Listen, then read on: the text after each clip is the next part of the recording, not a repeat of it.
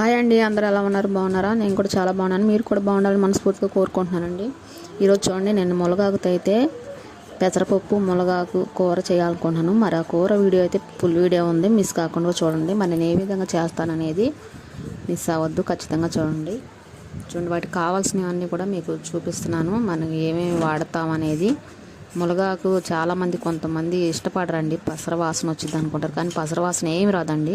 మనం పచ్చి ఆకు మీదే అలా వచ్చింది, కానీ కూర వండిన తర్వాత అయితే చాలా టేస్టీగా ఉండిద్ది. చూడండి, ఈ విధంగా అయితే చేసుకోవాలన్నమాట. నేను ఫుల్గా అయితే మీకు చూపించట్లేదు కదా. మరి మన వీడియోలు అయితే చూసి లైక్ చేయండి, షేర్ చేయండి, అలాగే సబ్స్క్రైబ్ చేసుకోండి. వీడియోలను పూర్తిగా చూడండి. ప్రతి వీడియో కూడా నేను లింక్ పెడుతున్నాను, మిస్ అవ్వద్దు.